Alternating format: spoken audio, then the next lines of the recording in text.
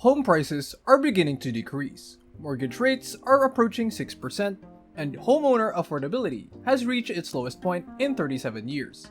Banks have begun to reintroduce no money down loans for some purchasers, although there is a catch this time. Even though the goal is to assist first-time homebuyers with modest incomes in achieving the American dream of home ownership, others argue that this could lead to a repeat of 2008 if banks continue to offer overly inflated negative equity loans to buyers who quickly find themselves underwater when they decide to sell.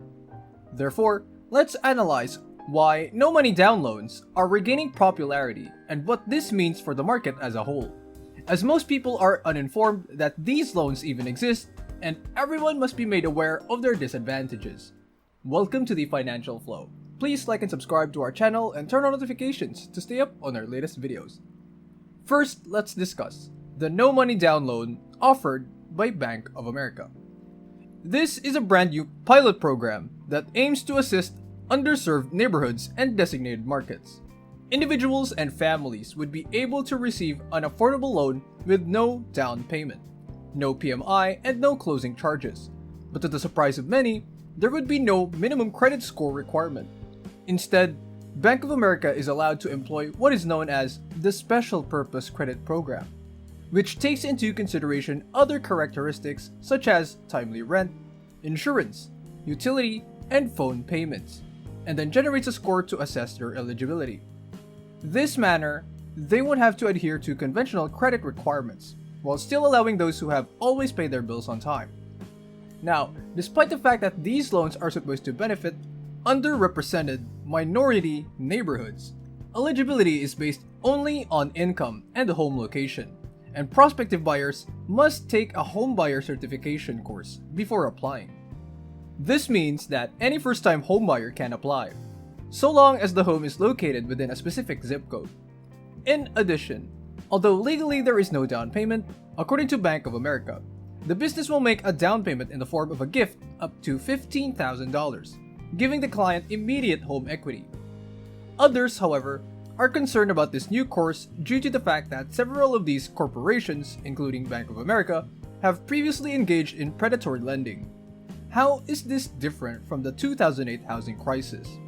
In order to comply with the affordable housing criteria, agencies were permitted to provide riskier subprime loans in 2004. This is where the similarities between the two situations become apparent. In other words, housing and urban development wish to increase home ownership among individuals who lack the financial means to do so. Therefore, they permitted no down payment, stated income, and balloon payment arrangements to ensure that anyone who wanted to purchase a home could do so.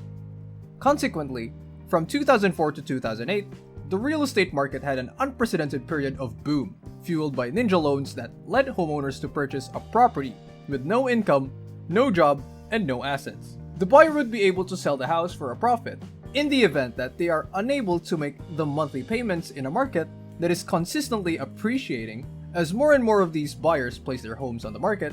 However, prices began to decline, and once buyers realized they couldn't sell the property and owed more than the home was worth, they stopped making payments to the banks.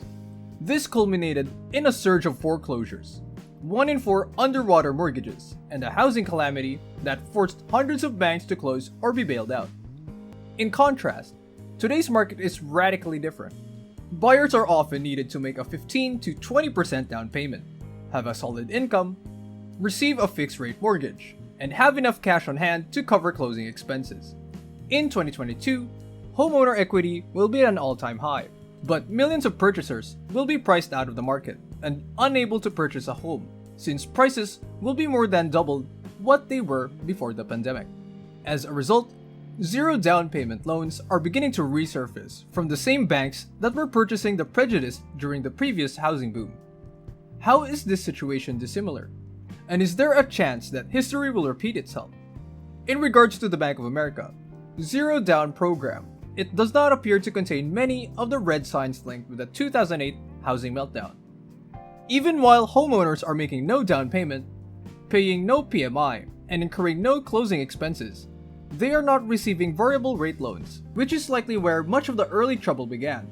When consumers obtain a loan based on the assumption that they can only afford the initial rate payments, they are doomed to fail, when those rates inevitably increase. This time though, these purchasers will be put into fixed rate loans, so their monthly payments would remain constant. Second, the program is presently a pilot inside specific cities and zip codes, so even while anyone who fits the eligibility conditions can apply, it is not widespread enough to have a significant impact on the real estate market. Thirdly, there is no minimum credit score required to purchase a home. It's understandable that this would arouse suspicion, given that this was a common offer throughout the year 2000s, for loans that ultimately resulted in foreclosure. However, I agree with the special purpose credit program that allows buyers to use other metrics to determine eligibility. In the end, it has been demonstrated that by including phone and utility payments, lenders can obtain a similar risk model and default rate when calculating credit card and loan payments. So it makes sense to include alternative data in order to grant loans to borrowers who would not have otherwise qualified. And fourth, Bank of America evaluates income, employment, and current assets to establish eligibility. But as previously noted, not everything is as good as it seems, and you must be aware of certain drawbacks. The first is that I believe it's easy to have the narrative that banks are running out of people to lend money to, so they're lowering requirements to issue more loans. I'm sure there are some aspects of this that have to be financially profitable for the bank to operate this as a business. But I believe it's critical to note that Bank of America is the first bank to offer no money down. Legacy Home Loans, for example, gave qualifying candidates in 6 US cities 1% down with a free appraisal, home warranty program, home buying counseling, and financial aid with closing costs. In North Carolina, the State Employees Credit Union also offered this with 100% financing, no down payment mortgages with no PMI. But it does mean that borrowers must be extremely careful to understand what they are agreeing to. Additionally, you are liable for property taxes, insurance, maintenance repairs, and a number of other miscellaneous things that you'd never consider until something breaks and needs to be addressed.